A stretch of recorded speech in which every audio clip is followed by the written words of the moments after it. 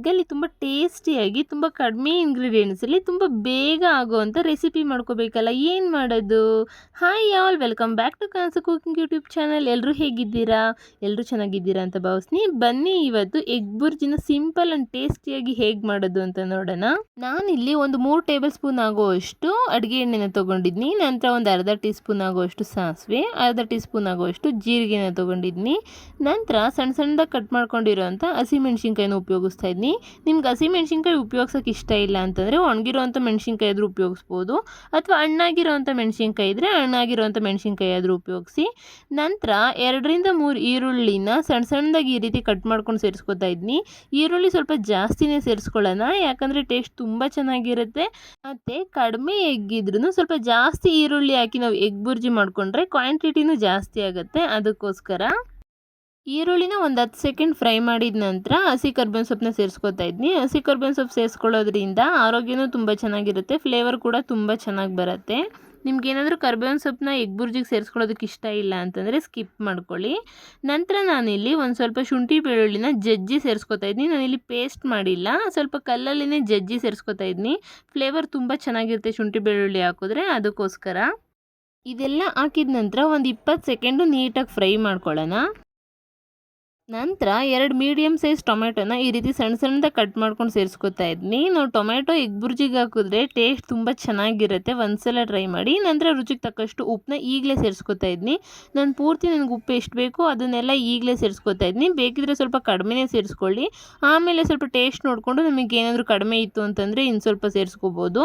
Tomato soft ಆಗೋವರೆಗೂ ಇದನ್ನ ನೀಟಾಗಿ ಫ್ರೈ ಮಾಡ್ಕೋಬೇಕಾಗತ್ತೆ, ಯಾಕಂದರೆ ಎಗ್ ಹಾಕಿದ ನಂತರ ಟೊಮೆಟೊ ಎಲ್ಲ ನೀಟಾಗಿ ಬೇಯೋದಿಲ್ಲ. ಅದಕ್ಕೋಸ್ಕರ ಫಸ್ಟ್ ನೀಟಾಗಿ ಇದೆಲ್ಲ ಬೇಯೋವರೆಗೂ ನಾವು ನೀಟಾಗಿ ಬೇಯಿಸ್ಕೊಂಬಿಡೋಣ. ನಾನು ಇಲ್ಲಿ ಲಿಡ್ ಕ್ಲೋಸ್ ಮಾಡಿಬಿಟ್ಟು ಒಂದು 3ರಿಂದ 4 ನಿಮಿಷ ನೀಟಾಗಿ ಬೇಯೋದಕ್ಕೆ ಬಿಟ್ಬಿಡ್ತೀನಿ. ನೋಡಿ, ಒಂದು 3 ನಿಮಿಷ ಆದ ನಂತರ ಇದು ನೀಟಾಗಿ ಸಾಫ್ಟ್ ಆಗಿಬಿಟ್ಟಿದೆ. ಟೊಮೆಟೊ ಈರುಳ್ಳಿ ಎಲ್ಲ ನೀಟಾಗಿ ಸಾಫ್ಟ್ ಆಗಿಬಿಟ್ಟಿದೆ. ಇದೆಲ್ಲ ಬೇಯೋ ಅಷ್ಟರಲ್ಲಿ ನಾನು ಒಂದು 7 ಮೊಟ್ಟೆನ ಎಲ್ಲ ಒಂದು ಬೌಲ್ಗೆಲ್ಲ ಒಡೆದು ಎತ್ತಿಟ್ಕೊಂಡಿದ್ದೀನಿ.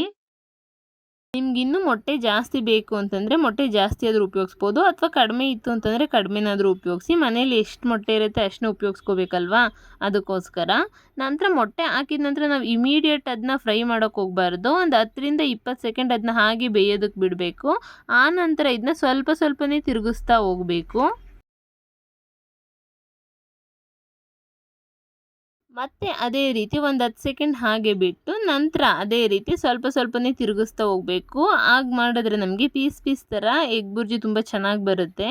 ನಾವು ಈ ಎಗ್ ಬುರ್ಜಿನ ರೊಟ್ಟಿ ಜೊತೆನಾದರೂ ತಿನ್ಬೋದು, ಅಥವಾ ಚಪಾತಿ ಜೊತೆ, ಅಥವಾ ಸೈಡಾಗಿ ನಮಗೇನಾದರೂ ರೈಸ್ ಜೊತೆ ನಮಗೆ ಸೈಡಾಗಿ ಏನಾದರೂ ಎಗ್ಗಲ್ಲಿ ನಾವು ರೆಸಿಪಿ ಮಾಡ್ಕೋಬೇಕು ಅಂತಂದರೆ ಹಾಗಾದರೂ ಮಾಡ್ಕೋಬೋದು. ನಾನಿವತ್ತು ರೊಟ್ಟಿ ಜೊತೆ ಈ ಎಗ್ ಬುರ್ಜಿನ ಮಾಡ್ಕೋತಾ ಇದ್ದೀನಿ. ಒಂದು 5ರಿಂದ 8 ನಿಮಿಷದ ಒಳಗಡೆ ಈ ರೆಸಿಪಿ ರೆಡಿ ಆಗಿಬಿಡುತ್ತೆ. ನಂತರ ಇಲ್ಲಿ ಒಂದು ಅರ್ಧ ಟೀ ಸ್ಪೂನಷ್ಟು ಗರಂ ಮಸಾಲನ ಸೇರಿಸ್ಕೊತಾ ಇದ್ದೀನಿ. ನಾನು ಇಷ್ಟೇ ಪೌಡರ್ನ ಉಪಯೋಗಿಸ್ತಾ ಇದ್ರು. ನಿಮಗೆ ಬೇಕಿತ್ತು ಅಂತಂದರೆ ಪೆಪ್ಪರ್ ಪೌಡ್ರನ್ನಾದರೂ ಉಪಯೋಗಿಸ್ಕೋಬೋದು. ನಾನಿಲ್ಲಿ ಪೆಪ್ಪರ್ ಪೌಡ್ರ್ ಆಗಲಿ ಅಥವಾ ಬೇರೆ chicken masala, egg masala powder ಯಾವುದೂ ಉಪಯೋಗಿಸ್ತಾ ಇಲ್ಲ. ಜಸ್ಟ್ ಒಂದು ಅರ್ಧ ಟೀ ಸ್ಪೂನಷ್ಟು ಫ್ಲೇವರ್ಗೋಸ್ಕರ ಗರಂ ಮಸಾಲ ಪೌಡ್ರನ್ನ ಉಪಯೋಗಿಸ್ತಾ ಇದ್ದೀನಿ. ನಿಮ್ಗೆ ಏನಾದರೂ ಗರಂ ಮಸಾಲ ಪೌಡ್ರು ಬೇಡ, ನಮ್ಗೆ ಸ್ಕಿಪ್ ಮಾಡ್ಕೊಳ್ಳೋಣ ಅಂತಂದ್ರೂ ಏನು ತೊಂದರೆ ಇಲ್ಲ, ಆವಾಗ್ಲೂ ಟೇಸ್ಟ್ ತುಂಬ ಚೆನ್ನಾಗಿರುತ್ತೆ. ನಾನಿಲ್ಲಿ ನಿಂಬೆ ಹುಳಿನ ಉಪಯೋಗಿಸ್ತಾ ಇಲ್ಲ, ಯಾಕೆ ಅಂದರೆ ಟೊಮೆಟೊ ಹಾಕಿದ್ನಲ್ವಾ, ಅದಕ್ಕೋಸ್ಕರ ನಿಂಬೆ ಹುಳಿ ಉಪಯೋಗಿಸ್ತಾ ಇಲ್ಲ. ನೀವೇನಾದ್ರು ಟೊಮೆಟೊ ಹಾಕಿಲ್ಲ ಅಂತಂದರೆ ಒಂದು ಅರ್ಧ ಹೋಳು ನಿಂಬೆಹಣ್ಣ ಇದಕ್ಕೆ ಉಪಯೋಗಿಸ್ಕೊಳ್ಳಿ. ನಂತರ ಒಂದು ಇಡಿ ಆಗೋವಷ್ಟು ಕೊತ್ತಂಬರಿ ಸೊಪ್ಪನ್ನ ಸೇರಿಸ್ಕೊತಾ ಇದ್ದೀನಿ.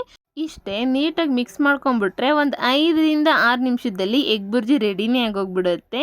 ನೋಡಿದ್ರಲ್ವ ಎಷ್ಟು ಸಿಂಪಲ್ಲಾಗಿ ನಾವು ಕಡಿಮೆ ಇಂಗ್ರೀಡಿಯೆಂಟ್ಸಲ್ಲಿ ಎಗ್ ಬುರ್ಜಿನ ಮಾಡ್ಕೋಬೋದು ಅಂತ. ಹಾಗಾದರೆ ಈ ರೆಸಿಪಿ ನಿಮ್ಗೆ ಇಷ್ಟ ಆಗಿದ್ರೆ ಪ್ಲೀಸ್ ಲೈಕ್ ಮಾಡಿ, ನಿಮ್ಮ ಫ್ರೆಂಡ್ಸು ಫ್ಯಾಮಿಲಿ ಮೆಂಬರ್ಸ್ಗೆ ಶೇರ್ ಮಾಡಿ.